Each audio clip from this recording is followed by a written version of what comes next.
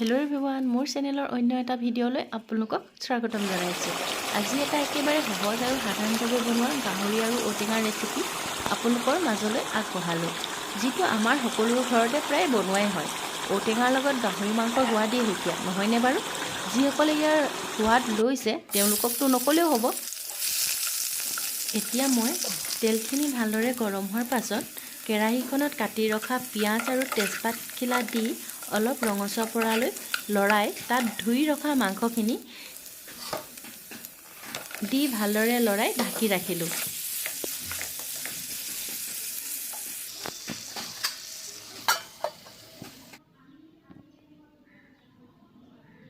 এনেদৰে মাজে মাজে লৰাই ঢাকি ৰাখিব। আৰু এতিয়া মই ইয়াত সোৱাদ অনুযায়ী নিমখ, হালধি দি ভালদৰে লৰাই ঢাকি ৰাখিছোঁ।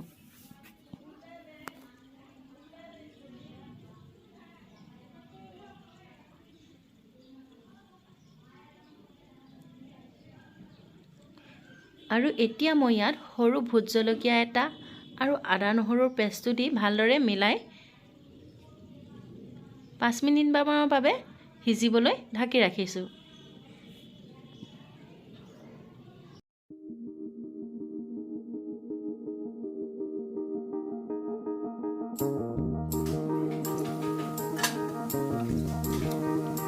আৰু এতিয়া কাটি ৰখা আলুখিনি এড কৰি দিছোঁ। ভালদৰে মিলাই অলপ সময় সিজিবৰ বাবে আকৌ ঢাকি ৰাখিছোঁ। আপোনালোকে এনেদৰে এবাৰ বনাই খাবচোন, খুবেই টেষ্টি হয়।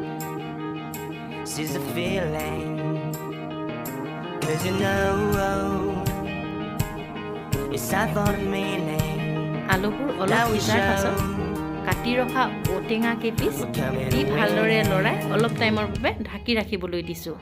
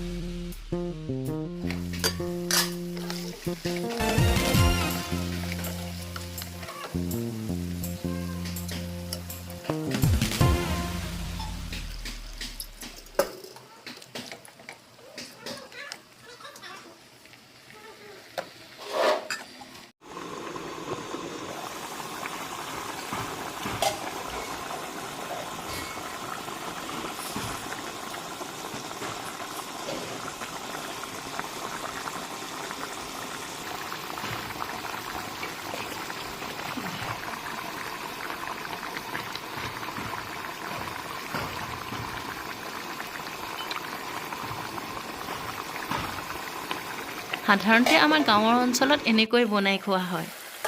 বিশেষ মা মছলা একো ব্যৱহাৰ কৰা নহয়। আপোনালোকেও এনেদৰে এবাৰ বনাই খাবচোন, খুবেই সোৱাদযুক্ত হয়।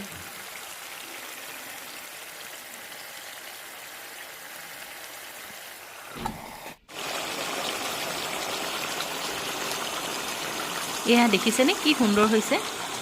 খাবলৈ বাৰু মন গৈছে নাই? খাবলৈ যে কি টেষ্টি হয়।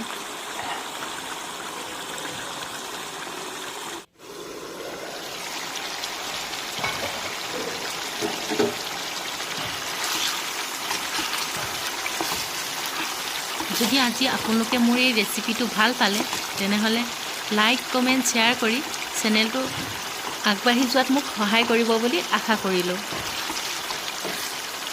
আৰু এবাৰ এই ৰেচিপিটো যদি বনাই খোৱা নাই, এবাৰ এই ৰেচিপিটো ট্ৰাই কৰিব বুলি আশা ৰাখিলোঁ।